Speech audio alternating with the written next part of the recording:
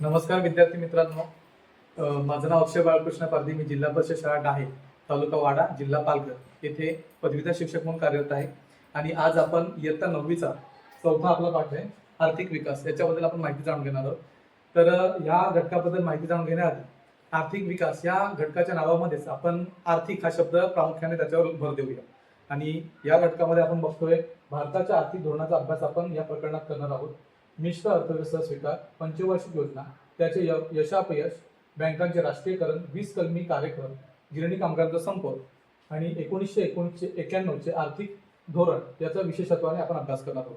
तर आता आपण या घटकाचा अभ्यास करण्याआधी आपण पहिला आपला हा जो घटक दिसतोय मिश्र अर्थव्यवस्था, बरोबर.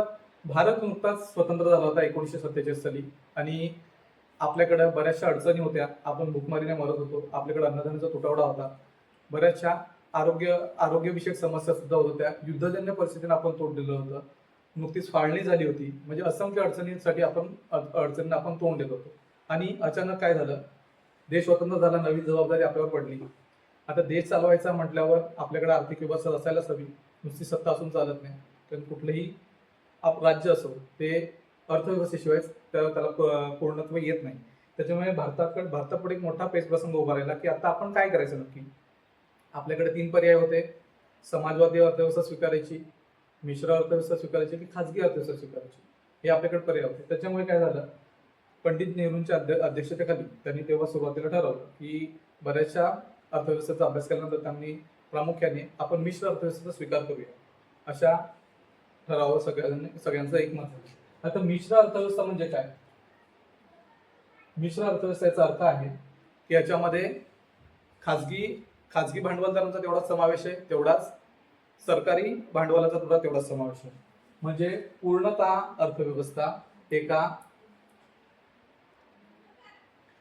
अर्थव्यवस्था कुठल्याही एका घटकाकडे न जाता, म्हणजे पूर्ण भांडवलाचे पूर्ण अधिकार सरकारकडेही नाही जातो आणि एखाद्या खाजगी कंपनीकडे सुद्धा जायला नको. म्हणून काय झालं, आपण मिश्र अर्थव्यवस्था स्वीकार केली.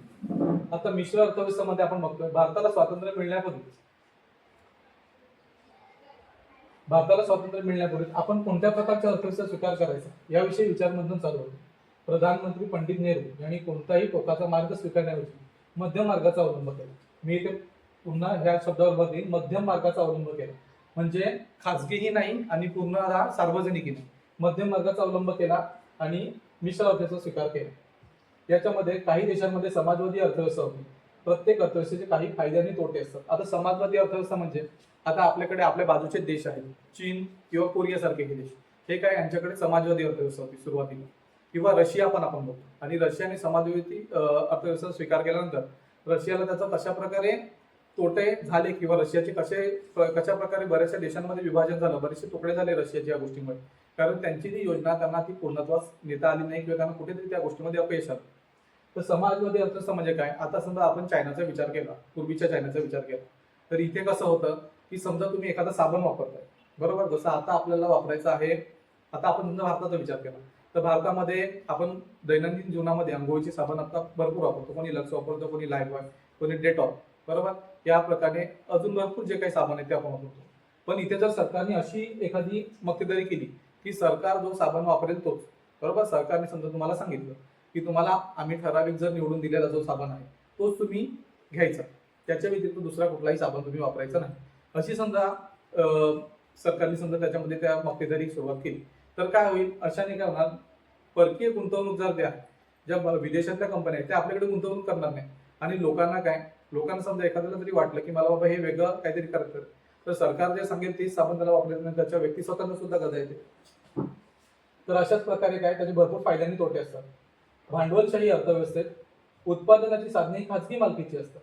आता आपण बघतो, समजा एखादी कंपनी आहे, बरोबर. जसं समजा आपण जिओ कंपनीचा विचार करू. जशी की एखाद्या कंपनीकडे मक्तेदारी आहे. समजा आपल्या भारतातले बहुसंख्य लोक काय करतायत, जिओचं सिम वापरतायत. आता समजा एखाद्या कंपनी पूर्णपणे त्यांची मालकी आहे, बरोबर, त्यांनी पूर्ण अर्थव्यवस्था ताबा घेतला की भारतामधले सगळीच लोक फक्त जिओचं सिम वापरतात. आणि अशा वेळी काय झालं, जिओनी सुरुवातीला पहिल्यांदा काय केलं, फ्रीमध्ये आपल्याला रिचार्ज उपलब्ध करून दिला. त्याच्यानंतर काय झालं, त्यांनी पहिल्यांदा त्यांच्या ग्राहकांकडे लक्ष वेधून घेतलं आणि ही गोष्ट झाल्यानंतर पूर्ण जेव्हा संपूर्ण भारतामध्ये लोक जिओवर अवलंबून राहिले तेव्हा त्यांनी त्यांच्या रिचार्जच्या किमती वाढवायला लावल्या. आता वाढवायला लावल्यानंतर ती सरकारी कंपनी तर नाही, तुम्ही त्याच्या विरुद्ध संप करू शकत नाही, काही करू शकत नाही, मागण्या निवेदन काही करू शकत नाही, कारण ती कंपनी आहे. ते त्यांचे आर्थिक धोरण ते ठरवू शकतात. उद्या हीच परिस्थिती पूर्ण देशामध्ये लागू व्हायला नको. आज हा फक्त आपण मोबाईल कंपनीचा विचार करतोय. आता उद्या समजा हे वाहन क्षेत्र झालं, सेवा क्षेत्र झालं, अशा प्रत्येक क्षेत्रामध्ये समजा अशा खाजगी कंपन्या आल्या, बरोबर, तर मग काय होईल, प्रत्येक कंपनीची मक्तेदारी होईल आणि सरकारचा त्याच्यावर कुठलाही अंकुश नसणार आणि अर्थव्यवस्था नंतर बिघडायला वेळ लागणार आणि महागाई प्रचंड प्रमाणात वाढू शकते. म्हणून भांडवलशाही अर्थव्यवस्थेचा आपण स्वीकार केला नाही. भांडवलशाही, आता आपण पहिल्याकडे ह्या गोष्टीकडे लक्ष द्या. भांडवलशाही अर्थव्यवस्था म्हणजे काय? सर्व उत्पादनाची साधने खाजगी कंपनीच्या मालकीची असतात आणि समाजवादी अर्थव्यवस्थेमध्ये काय असतं, उत्पादनाची साधने समाजाच म्हणजेच शासनाच्या मालकीची असतात. मिश्र अर्थव्यवस्था ही खाजगी आणि सामाजिक अशा दोन्ही क्षेत्रात कार्य करते. जसं की आपण बघतोय की आपल्याकडे बऱ्याचशा कंपन्या आहेत ज्या खाजगी सुद्धा आहेत आणि बऱ्याचशा कंपन्या अशा पण आहेत जसे की ऑइल इंडिया वगैरे असो किंवा ऑर्डनन्स फॅक्टरी ज्या आहेत त्या सरकारच्या ताब्यामध्ये आहे. म्हणजे काही ज्या सेन्सिटिव्ह गोष्टी आहेत किंवा संरक्षणाच्या हिताने किंवा बाकीच्या गोष्टीच्या हिताने, समजा आपण काही अशा गोष्टी बघतो ज्या की खाजगी कंपनीच्या हातात गेलं तर ते देशासाठी हानिकारक पुढे काही ठरू शकतं. म्हणून सरकारने काही कंपन्या काय केल्या, स्वतःच्या ताब्यात घेतलेल्या. म्हणजे पूर्णपणे आपण खाजगी सुद्धा नाही आणि पूर्णपणे सार्वजनिक क्षेत्रामध्ये सुद्धा नाही. म्हणून आपण याचा मध्य सुवर्ण मध्ये सध्या त्याला बोलतो आपण मिश्र अर्थव्यवस्था. आता आपण बघूया याच्यामध्ये सार्वजनिक क्षेत्र. या क्षेत्रातील उद्योगधंदे पूर्णपणे सरकारच्या नियंत्रणाखाली व्यवस्थापनाखाली असतात. संरक्षण साहित्य उत्पादन. आता हे संरक्षण साहित्य म्हणजे तुम्ही काय सांगाल? संरक्षण साहित्यामध्ये याच्यामध्ये सैन्यासाठी उपयोगी ज्या गोष्टी असतात, जसं की दारुगोळा झाला, शस्त्रास्त्रे झाली, रणगाडे झाले, विमानं झाली, या ज्या गोष्टी आहेत किंवा अणुबॉम्बसारखे जे ज्वलनशील पदार्थ आहेत, बरोबर, त्याच्याने ती एखाद्या खाजगी व्यक्तीच्या हाताखाली जायला नको, अशा साधनांची मालकी ही सार्वजनिक क्षेत्रामध्ये आणि त्या सरकारच्या ताब्यामध्ये कंपन्या आहेत. दुसरं बघतोय आपण खाजगी क्षेत्र. या क्षेत्रातील उद्योगधंदे पूर्णपणे खाजगी उद्योगांच्या मालकीचे असतात, अर्थात त्यावर सरकारची देखरेख व नियंत्रण नसते. उदाहरणार्थ उपभोग्य वस्तू. याचं काय असतं, जसं मी तुम्हाला मगाशी जिओचं उदाहरण दिलं तसेच आहे की एखादा सिमेंट उद्योग आहे, एखादा वाहन उद्योग आहे, मग त्या गोष्टीवर एखाद्या कंपनीची मक्तेदारी होऊ नये किंवा त्यांनी अवाढव्य त्या गोष्टीची किमती वाढवू नये म्हणून काय केलं जातं, सरकारचं सुद्धा त्या गोष्टीवर नियंत्रण असतं. किंवा आपण एखाद्या प्रायव्हेट बँकेचं उदाहरण देऊ शकतो. सरकारचं अंकुश कसं असतं, आता समजा आपण आपली भारताची रिझर्व्ह बँक आहे, ही रिझर्व्ह बँक काय करते, जेव्हाही भारतामध्ये कुठलीही बँक ओपन होते ही बँक त्या आरबीआयला किंवा त्यांच्या नियमाला अधीन राहूनच ती काम करत असते. ती कुठल्याही प्रकारे अवाजवी शुल्क त्यांच्या ग्राहकांकडून म्हणजे आमच्याकडून किंवा आपल्याकडून कोणाकडून ते स्वीकारू शकत नाही किंवा प्रमाणापेक्षा जास्त आरबीआयने ठरवून दिलेल्या नियमावलीच्या नुसार त्याच्यापेक्षा जास्त किंवा त्याच्यापेक्षा कमी ते कुठल्याही प्रकारचे कर्ज कुठल्याही ग्राहकाला वाटू शकत नाही किंवा कुठल्याही प्रकारचा धनाचा साठा, अतिरिक्त साठा ते आरबीआयला विचारल्याशिवाय त्या गोष्टी करू शकत नाही. म्हणजे या गोष्टीमध्ये काय, सरकारचं नियंत्रण आणि देखरेख असतं. संयुक्त क्षेत्र. या क्षेत्रात काही उद्योग हे खाजगी उद्योगांच्या मालकीचे तर काही सरकारी उद्योगांच्या मालकीचे असतात.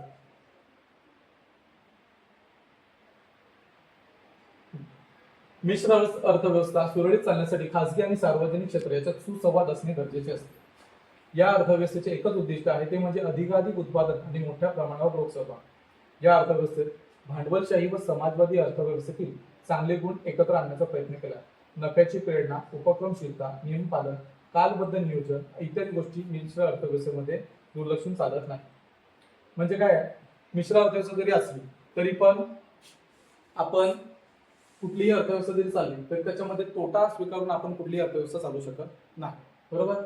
त्याच्यामुळे काय आहे, नियम पालन करावं लागतं आपल्याला, कालबद्ध नियोजन करावं लागतं. नफ्याची प्रेरणा म्हणजे नफा आपल्याला कुठल्याही परिस्थितीत असो, मिश्र असो किंवा खाजगी असो, आपण काय करू शकतो, आपल्याला नफा स्वीकारावाच लागतो. या अर्थव्यवस्थेत देशहिताला प्राधान्य देण्याची प्रवृत्ती असते. दीर्घकालीन विकासावर अधिक भर देण्यात येतो. संरक्षण, शास्त्रीय संशोधन, शिक्षण, रेल्वे, कालवे, बंदरे आणि विमानतळ उभारणी ही क्षेत्रे भरपूर भांडवल गुंतवणूक लागणारी, परंतु फळ मात्र उशिरा देणारी आहे, बरोबर आहे. संरक्षण सारखं क्षेत्र आहे. आपण एखाद्या, आता समजा आपण बाकीच्या देशांकडून आपण विमानं घेतो किंवा रणगाडे घेतो किंवा काही आधुनिक बंदुका घेतो किंवा दुसरे काही क्षेपणास्त्र वगैरे आपण जेव्हा घेतो, ही गुंतवणूक काय आहे, आपण त्याचा वापर लगेच करत नाही. ही लॉंग टर्म आहे, म्हणजे भरपूर कालावधीसाठी त्याचे फायदे आपल्याला नंतर दिसून येतात. आपण जेव्हा बजेट आपलं सादर करतो, आपला अर्थसंकल्प सादर करतो, तेव्हा आपण संरक्षणावर किंवा बाकीच्या गोष्टींवर सुद्धा भर देतो. आणि ही लक्ष्य जी असतात ती आपण भविष्याच्या दृष्टीने आपण स्वीकारलेली असतात. वरील पद्धतीने मिश्र अर्थव्यवस्थेचे प्रारूप वापरून पंचवार्षिक योजनांचा स्वीकार करून भारताने विकासाची वाटचाल सुरू केली. 1973च्या औद्योगिक धोरणाने विकासाची गती वाढली. या धोरणानुसार अवजोड उद्योग, उद्योजक घराणी, परकीय उद्योग यांचा प्रभाव आटोक्यात आणणे आणि प्रादेशिक विकासाचा समतोल साधणे या गोष्टींना प्राधान्य दिले गेले. लघुउद्योग, ग्रामोद्योग, घरगुती उद्योग यांच्या विकासावर लक्ष देण्यात आले. सहकार क्षेत्राकडे विशेष लक्ष देण्यास सुरुवात झाली. आपण बघतोय पंचवार्षिक योजना. पंचवार्षिक या शब्दामध्ये आपल्याला दिसते. पंच म्हणजे 5, बरोबर. 5 वर्षासाठी एक ठराविक आपली अर्थव्यवस्था टाकली होती. जसं भारत स्वतंत्र परकीय राजवटीने म्हणजे ब्रिटिश राजवटीमध्ये भारत होता. साधारणतः 150 वर्षाची गुलामगिरीमध्ये आपण आहे.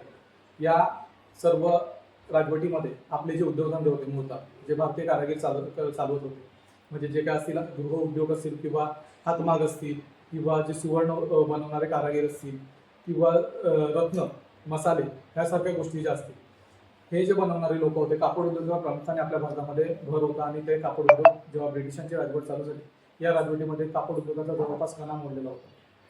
भारताच्या परकीय राज्याने भारताचे भरपूर आर्थिक शोषण केले होते. दारिद्र्य, बेकारी, लोकसंख्या वाढ, निकृष्ट राहणीमान, शेती व उद्योगधंदे यांचे अल्प उत्पादन क्षमता, बरोबर.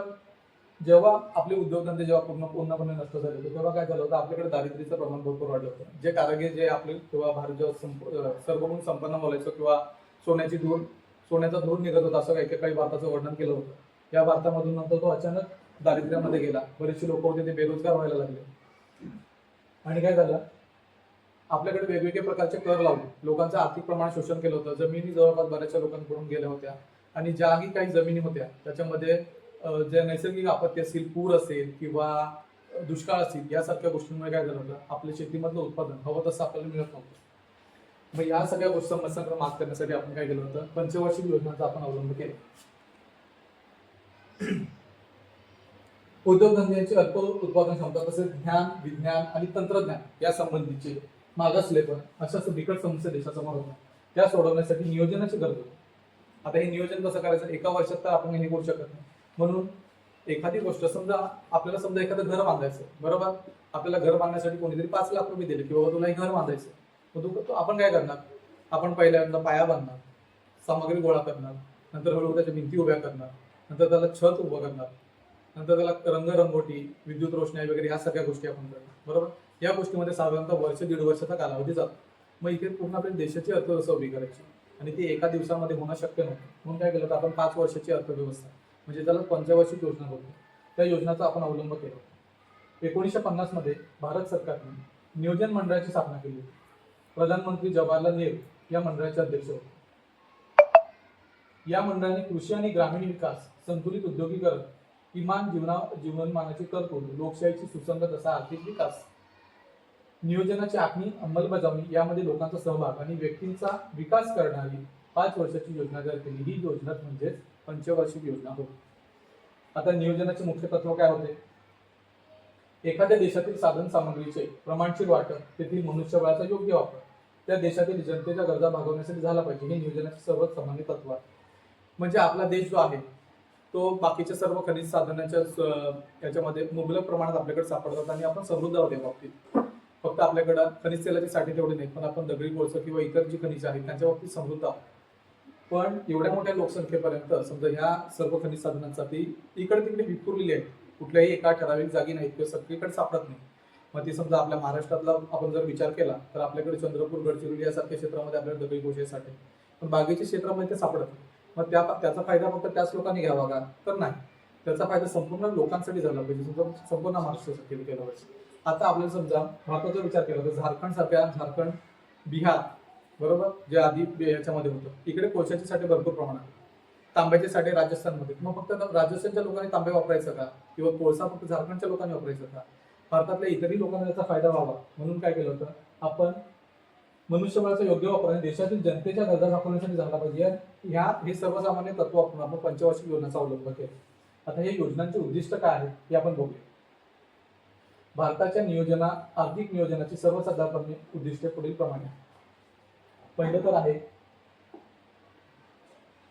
त्याच्यामध्ये पहिलं उद्दिष्ट आहे राष्ट्रीय उत्पन्नात वाढ करायची. बरोबर, आपण कुठलीही अर्थव्यवस्था स्वीकारली तरी पण राष्ट्रीय उत्पन्नामध्ये दिवसेंदिवस वाढ, ज्या अर्थव्यवस्थेची वाढ होत असते, सतत असते, ती प्रगतशील अर्थव्यवस्था म्हणजे आपण अविकसित देशाकडून विकसनशील देश, नंतर विकसित देश, अशा प्रकारे आपली वाटचाल चालू आहे. म्हणून राष्ट्रीय उत्पन्नात वाढ होणे हे अपेक्षित होतं. पहिलं उद्दिष्ट आपण ठेवलं होतं. मूलभूत उद्योगधंद्यांवर भर देऊन झपाट्याने उद्योगीकरण घडवून आणले. तिसरा आहे अन्नधान्याच्या बाबतीत देश स्वावलंबी बनावा, म्हणून कृषी उत्पादनात वाढ घडवणार. आपण जेव्हा नुकतेच स्वतंत्र झालो होतो, युद्धजन्य किंवा बाकीच्या ज्या परिस्थितीमधून आलो होतो, लोकांची समजा भारतातली लोक असतील ती पाकिस्तानमध्ये गेली, पाकिस्तानमधली लोक असतील ती भारतामध्ये आली, पाळली झाल्यामुळे. मग या परिस्थितीमध्ये काय झालं, लोकांकडे शेतीची साधनं पुरेशा प्रमाणात उपलब्ध नव्हती किंवा त्यांना जगण्याचाच पडलं तर शेती किंवा बाकीच्या गोष्टी समजा या गोष्टी ते करू शकत नव्हते. आणि या गोष्टीमुळे काय झालं तर शेतीकडे पूर्णपणे दुर्लक्ष झालं होतं आणि म्हणून अन्नधान्याच्या बाबतीत आपल्याला दुसऱ्या देशांवर अवलंबून राहावं लागलं. म्हणजे आपण समजा प्राचीन काळाचा विचार केला तर आपल्याकडं आपल्याला अमेरिकेसारख्या देशामधून गहू वगैरे आयात करावा लागला होता आणि तो गहू सुद्धा निकृष्ट पद्धतीचा होता. म्हणजे त्याला आपली पूर्वीची लोक मिलो या शब्दाने काहीतरी एक शब्द वापरायची त्याला, आणि तो निकृष्ट म्हणजे तो तिकडच्या जनावरांसाठी खाण्यासाठी जो गहू असायचा, त्या गव्हाचा आयात करून आपण आपल्या भारतातल्या लोकांची लूट व्हावी आणि ही परिस्थिती आपल्याकडे पुन्हा भविष्यात कधी होऊ नये म्हणून अन्नधान्याच्या बाबतीत देश स्वावलंबी बनावा, म्हणून कृषी उत्पादनामध्ये वाढ घडवून आणणे हे आपण तिसरं लक्ष ठेवलं. वाढत्या प्रमाणावर रोजगार उपलब्ध करून देऊन देशातील मनुष्यबळाचा पुरेपूर उपयोग करून घेणे. आता भारत हा लोकसंख्येच्या बाबतीत दुसऱ्या क्रमांकाचा देश. आता एवढ्या मोठ्या लोकसंख्येला प्रत्येकाला रोजगार मिळणं आणि नुकताच आपण जेव्हा स्वतंत्र होत आलो, आपल्याकडे बऱ्याचशा गोष्टीचा अभाव होता आणि अशा परिस्थितीत जे तरुण होते, काम करू शकत होते, अशा लोकांना रोजगार उपलब्ध करून देणे ही आपली प्राथमिक जबाबदारी बनली. आणि त्यांना सुद्धा म्हणूनही आपण चौथ्या क्रमांकाचं उद्दिष्ट ठेवलं की देशातील मनुष्यबळाचा पुरेपूर उपयोग करून घेणे, म्हणजे प्रत्येक व्यक्तीला काम उपलब्ध करून देणे ही आपली जबाबदारी ठरली. प्राप्ती आणि संपत्ती यामधील विषमता दूर करणे. आता आपण बघतो की गरीब आणि श्रीमंत ही जी दरी आहे ती अजून सुद्धा कुठे कमी झाली नाही, पण याच्यामध्ये जी स्वातंत्र्यापूर्वीची जी परिस्थिती होती त्याच्यापेक्षा आता काहीतरी बदल झालेला आहे, कारण या योजनांचं उद्दिष्ट आपल्याला कुठेतरी पूर्णत्वास येत असल्याचं दिसतंय.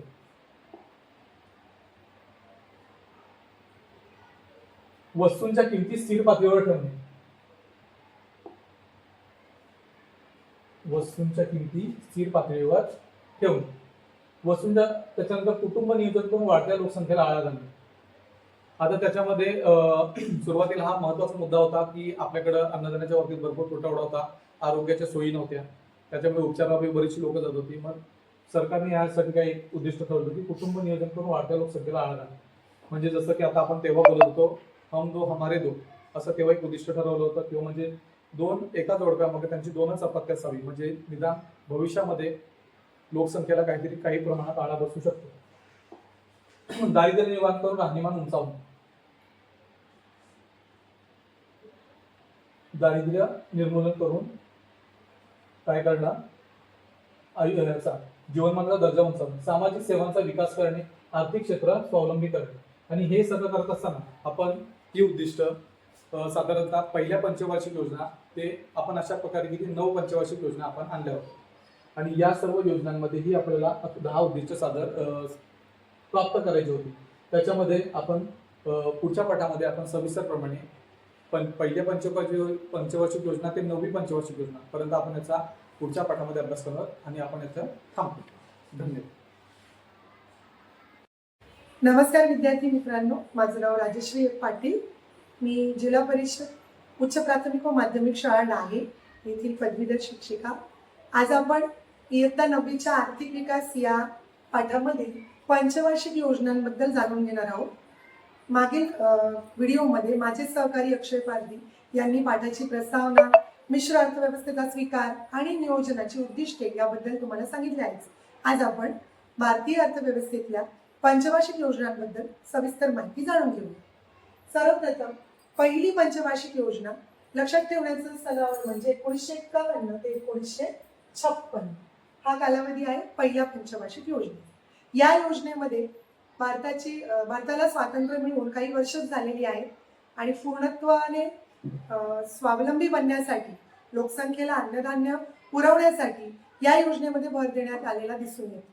प्रामुख्याने यामध्ये शेती, सामाजिक विकास आणि शेतीसाठी अत्यावश्यक असे जलसिंचन व आपल्या भारतामध्ये प्रचंड पाऊस होतोय त्यामुळे योग्य ते पाण्याची योग्य ती व्यवस्था, पूर नियंत्रण या बाबींवर या पहिल्या पंचवार्षिक योजनांमध्ये भर दिलेला दिसून येतोय.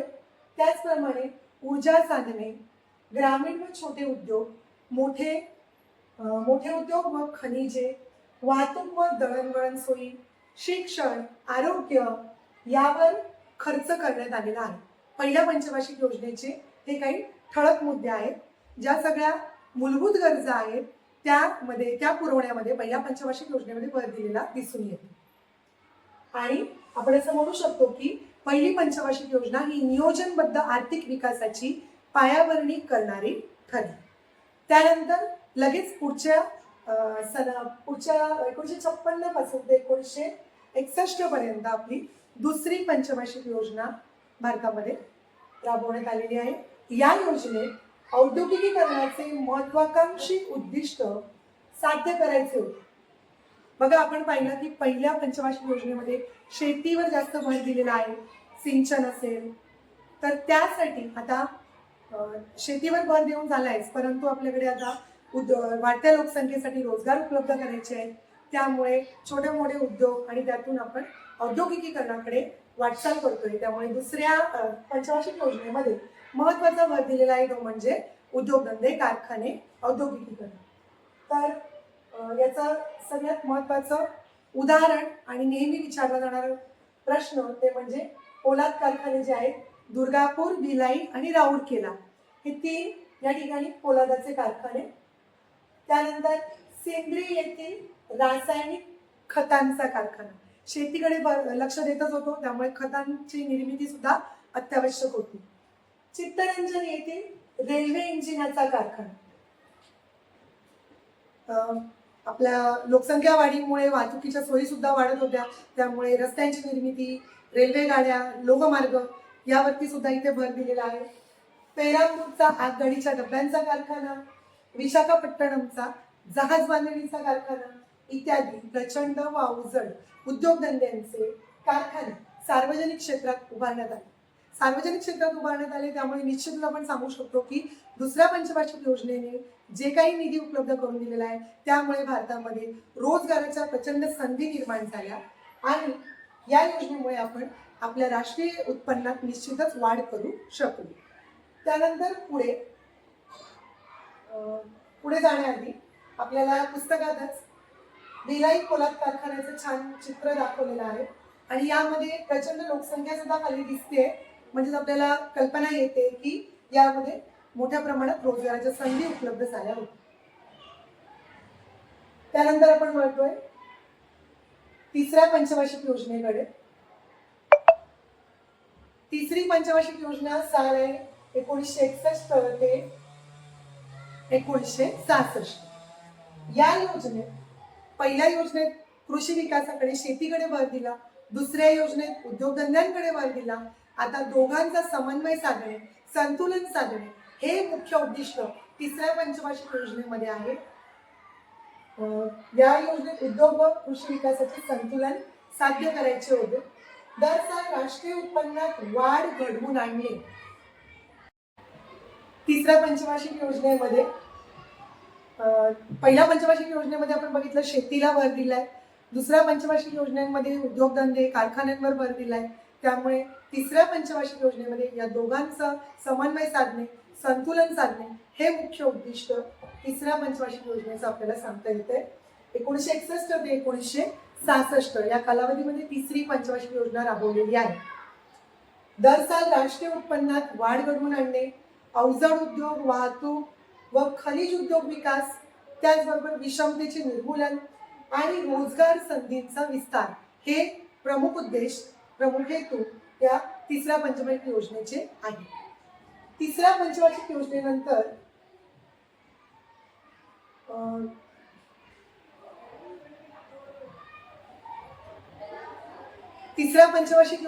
बघा 3 एकवर्षीय योजना राबवण्यात आल्या. आता असं का बरं? तर तिसऱ्या पंचवार्षिक योजनेनंतर भारतामध्ये मोठ्या प्रमाणावर दुष्काळ पडला. भारतीय जनतेला दुष्काळाला सामना करावा लागला. आणि त्याचबरोबर आणीबाणीची परिस्थिती निर्माण झाली ती म्हणजे चीनचे आक्रमण आणि भारत पाकिस्तानचे युद्ध असे महाकठीण 3 प्रसंगातून भारताला जावे लागले. त्यामुळे पंचवार्षिक योजना न राबवता एक वर्षाच्या 3 एक वार्षिक योजना 1966 ते 1969 या कालावधीमध्ये राबवण्यात आल्या. आणि त्यावेळी बऱ्याच प्रमाणामध्ये युद्ध परिस्थिती असल्यामुळे आपला जो काही आर्थिक निधी होता तो संरक्षणाकडे वळवला गेल्यामुळे आपण एक प्रकारे आपल्या अर्थव्यवस्थेवर ताण निर्माण झाला होता असे म्हणू शकतो. तर यामध्ये आपल्याला तेच दिलेलं आहे बघा की सरकारला संरक्षण आणि दुष्काळ निवारणाकडे अधिक लक्ष द्यावे लागले. त्यामुळे अर्थव्यवस्थेवर ताण निर्माण झाला. त्यानंतर चौथी पंचवार्षिक योजना 1969 ते 1974. या योजनेची उद्दिष्टे ठरवताना भारत स्वावलंबी बनावा, मूलभूत उद्योगांचा सरकारने विकास करावा, आर्थिक विकासाचा वेग वाढावा आणि समाजवादी समाजरचना निर्माण करण्याकडे लक्ष पुरवावे असे ठरवण्यात आले. आता अगोदरच्या पंचवार्षिक योजनांमध्ये बऱ्याच प्रमाणामध्ये आपण शेती, उद्योगधंदे, त्यानंतर खनिज उद्योग, वाहतूक उद्योग याकडे भर दिलेला आहेच.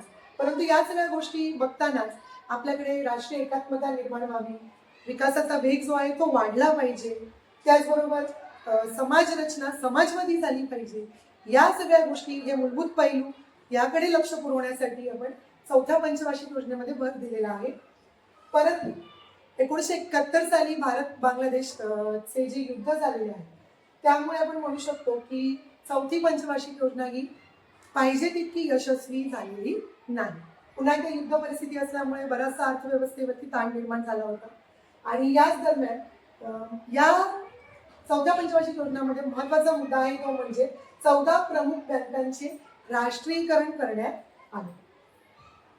युद्ध परिस्थिती असल्यामुळे जे निर्वासित होते त्यांच्यावर सुद्धा खर्च करण्यात आलेला आहे. त्याचबरोबर युद्धाचे परिणाम आपल्याला सोसावे लागलेले आहेत, सहन करावे लागलेले आहेत. सरकारी नोकऱ्यांची पगारवाढ, रेल्वे कर्मचारी वेतनवाढ, आंतरराष्ट्रीय बाजारातील पेट्रोलचे वाढते दर यामुळे सुद्धा भारतीय अर्थव्यवस्थेवर प्रचंड ताण निर्माण झाला आणि विविध धक्के आपल्याला चौथ्या पंचवार्षिक योजनेदरम्यानच सहन करावे लागलेले आहेत. त्यानंतर पाचवी पंचवार्षिक योजना 1974 ते 1979. गरिबी दूर करून, आताच आपण पाहिलं चौथ्या पंचवार्षिक योजनेपर्यंत अर्थव्यवस्थेवर प्रचंड ताण आलेला आहे. त्यामुळे भारत गरिबीकडे झुकलाय. गरिबी दूर करून देश आर्थिकदृष्ट्या स्वावलंबी बनवण्याचे प्रमुख उद्दिष्ट डोळ्यासमोर ठेवून ही योजना तयार करण्यात आली. पाचव्या पंचवार्षिक योजनेचं हे वैशिष्ट्य आहे. गरिबी दूर करून, जो काही अर्थव्यवस्थेवर ताण आहे तो दूर करून पूर्णतः आर्थिकदृष्ट्या स्वावलंबी बनवायचा आहे. मोठ्या प्रमाणावर रोजगार उपलब्ध करून देणे, राष्ट्रीय उत्पन्नात वाढ करणे, शिक्षण, सकस आहार, त्यानंतर पिण्याच्या पाण्याचा पुरवठा, त्यानंतर वैद्यकीय उपचाराच्या सुविधा ग्रामीण भागाला पुरवणे, ग्रामीण भागात वीज पुरवठा आणि दळणवळणाची साधने पुरवण्यासाठी रस्ते बांधणे, समाज कल्याणाच्या योजना व्यापक प्रमाणावर राबवणे, कृषी विकास घडवून आणणे, एक प्रकारे समतोल साधणे, मूलभूत उद्योगधंदे वाढवणे, अन्नधान्य व इतर जीवनोपयोगी वस्तूंची खरेदी एकाधिकार पद्धतीने करून त्या सार्वजनिक वितरण व्यवस्थांद्वारा गरिबांना रास्त किमतीत पुरवणे. हे आवश्यक होतं बघा. जिथे पिकतं तिथे ते विकलं जातं कमी दामात आणि बाहेर दूर ठिकाणी न्यायचं असेल तर वाहतुकीचा खर्च वाढतो, त्यामुळे त्याचा दाम वाढतो. असं न होतं सर्व भारतामध्ये सर्व ठिकाणी समान भावाने एखादी गोष्ट विकली जावी यासाठी ज्या जीवनावश्यक आणि मूलभूत गोष्टी होत्या त्यांची खरेदी एकाधिकार पद्धतीने करण्यात आली आणि त्यांचं वितरण सर्वांपर्यंत, विशेष करून गरिबांपर्यंत रास्त भावामध्ये करता यावं यासाठी एकाधिकार पद्धती आपल्याकडे या पाचव्या पंचवार्षिक योजनामध्ये राबवण्यात आली आणि रास्त किमतीत ते गरिबांपर्यंत पोहोचवणे हे मुख्य उद्दिष्ट इथे नमूद करण्यात आलेलं होतं. त्यानंतर पाचव्या पंचवार्षिक योजनेच्या काळात दारिद्र्य निवारण व रोजगार वाढवणे शक्य झाले नाही. यावर प्रश्न येऊ शकतो की का, कारणे द्या. पाचव्या पंचवार्षिक योजनेच्या काळात दारिद्र्य निवारण व रोजगार वाढवणे शक्य झाले नाही. याचं कारण बघा तर 1977 मध्ये पाचव्या पंचवार्षिक योजनेच्या दरम्यान 1977 मध्ये लोकसभेच्या निवडणुकीमध्ये काँग्रेस पक्षाचा पराभव झाला. अगोदर काँग्रेस पक्षाची सत्ता होती, परंतु 77च्या निवडणुकीत काँग्रेसचा पराभव झाला आणि जनता पक्ष निवडून आले. त्यानंतर जनता पक्ष सत्तेवर आल्यावर जनता पक्षाने काय केलं, पाचवी पंचवार्षिक योजना जी 1979 ला संपणार होती ती 1978च्या मार्च अखेर समाप्त केली आणि त्या ठिकाणी एप्रिल 1978 मध्ये, लगेच त्याच वर्षी पुढच्या महिन्यात एप्रिल 1978 मध्ये साखळी योजना सुरू केली. आणि ही जी साखळी योजना जनता पक्षाने सुरू केली ती मात्र यशस्वी झालेली नव्हती. आणि नंतर पुन्हा 1980 मध्ये लोकसभेच्या मध्यवर्ती निवडणुका झाल्या. त्यामध्ये पुन्हा काँग्रेस पक्षाने आघाडी घेतली आणि काँग्रेस पक्ष सत्तेवर आल्यावर या सरकारने ही अगोदरची साखळी योजना बंद केली आणि पुन्हा जुन्या पद्धतीचंच नियोजन सुरू केले. त्यामुळे आपण असं सांगू शकतो की हे जे काही मध्ये घडामोडी घडलेल्या आहेत त्यामुळे पाचव्या पंचवार्षिक योजनेच्या काळात दारिद्र्य निवारणाचं उद्दिष्ट साध्य करता आलेलं नाही. रोजगाराच्या संधींमध्ये पाहिजे तितकी वाढ झालेली नाही. त्यानंतर सहावी पंचवार्षिक योजना 1980 ते 1985 या योजनेचा भर आता पाचव्या पंचवार्षिक योजनेपर्यंत दारिद्र्य निर्मूलनामध्ये अयशस्वी ठरल्यामुळे सहाव्या पंचवार्षिक योजनेचं मुख्य उद्दिष्ट तेच होतं, दारिद्र्य निर्मूलन व रोजगार निर्मिती. योजनेची उद्दिष्टे ही पुढील प्रमाणे दिलेली आहेत बघा. अर्थव्यवस्थेच्या विकास दरात लक्षणीय वाढ घडवून आणणे, गरिबी व बेकारी यांच्या प्रमाणात घट करणे, लोक छोटी कुटुंब पद्धती स्वेच्छेने, जे अगोदरच भारताचं उद्दिष्ट होतं हम दो हमारे दो, कारण लोकसंख्येची प्रचंड वाढ हे भारतापुढे सर्वात मोठं आव्हान होतं, ते दूर करण्यासाठी छोटी कुटुंब पद्धती स्वेच्छेने स्वीकारली पाहिजे लोकांनी, असे कुठले तरी धोरण ठरवून लोकसंख्या वाढीवर नियंत्रण ठेवणे हे सहाव्या पंचवार्षिक योजनेचं मुख्य उद्दिष्ट होतं. जर लोकसंख्या आटोक्यात आली तर आपसुकच आपल्याकडची गरिबी कमी होणार होती, त्यानंतर रोजगाराच्या संधी सुद्धा सर्वांना मिळणार होती. सहाव्या पंचवार्षिक योजनेत विशेष कार्यक्रम राबवण्यात आलेले आहेत. यावर सुद्धा प्रश्न येतो आणि हे महत्वाचंच आहे. सहाव्या पंचवार्षिक योजनेत राबवण्यात आलेले विशेष कार्यक्रम: एकात्मिक ग्रामीण विकास कार्यक्रम IRDP, ग्रामीण भूमिहीन रोजगार हमी कार्यक्रम RLEGP, राष्ट्रीय ग्रामीण रोजगार कार्यक्रम NREP आणि सालेम पोलाद प्रकल्प.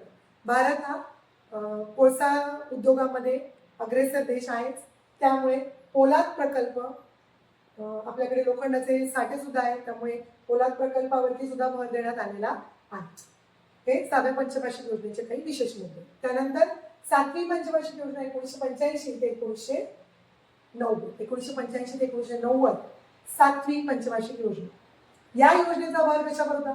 सर्व पैलू यामध्ये विचार करण्यात आलेले आहेत. लोकसंख्या वाढीमुळे अन्नाची सुद्धा मागणी वाढलेली होती, त्याचबरोबर रोजगारांच्या संधी जास्तीत जास्त उपलब्ध करायच्या होत्या, उत्पादकता वाढली पाहिजे यावर भर होता. लोकसंख्या वाढते, कमी साधन संपत्तीमध्ये उत्पादकता कशी वाढेल याकडे भर दिला.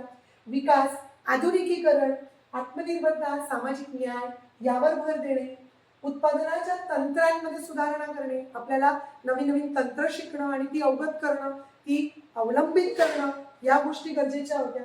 राष्ट्रीय उत्पन्नात दरवर्षी 5% तरी वाढ, किमान 5% तरी वाढ करणे हे एक उद्दिष्ट होतं. अन्नधान्याच्या उत्पादनात वाढ करणे ही महत्वाची उद्दिष्टे सातव्या पंचवार्षिक योजनेची आहे. या योजनेत सुद्धा विशेष कार्यक्रम सुरू करण्यात आलेले आहेत आणि ते निश्चितच लक्षात ठेवायचेच आहे. जवाहर रोजगार योजना, इंदिरा आवास योजना. इंदिरा आवास योजना प्रचंड महत्वाची, आजपर्यंत ती सुरू आहेच. दशलक्ष विहिरींची योजना, आपल्याला पाण्याची सर्वात जास्त गरज भासते लोकसंख्या वाढत असल्यामुळे, त्यामुळे विहिरी खोदल्या जाव्यात, गावोगावी पाण्याची वणवण थांबावी यासाठी दशलक्ष विहिरींची योजना. रोजगार निर्मितीच्या दृष्टीने सातवी पंचवार्षिक योजना ही महत्वपूर्ण ठरलेली आहे. मोठ्या प्रमाणात रोजगार निर्मिती आपण साध्य करलेलो आहोत. आठवी पंचवार्षिक या योजनेत खाजगी क्षेत्राला वाव देण्याचा, खाजगी जसं की मोबाईल कंपन्या असतील, वाहतुकीच्या सोयी असतील, खाजगी क्षेत्रांवर विशेष लक्ष देण्यात आलेलं आहे 8व्या पंचवार्षिक योजनेत. या योजनेची वैशिष्ट्य पुढील प्रमाणे बघा. राष्ट्रीय उत्पन्न वाढीचा दर जो 5% ठरवला होता, आता लोकसंख्या वाढलेली, रोजगार वाढवायचे, त्यामुळे उत्पन्न वाढीचा दर 6.5% इतका. लोकसंख्या वाढीला आळा घालणे भारताचं सर्वात मोठं आव्हान तेच होतं, लोकसंख्या वाढ. त्यामुळेच आपला आर्थिक विकास वाढत होतो. त्यामुळे लोकसंख्या वाढीला आळा घालणे, कुटुंब नियोजनाच्या कार्यक्रमात प्राथमिक शिक्षणाचा सार्वजनिक विस्तार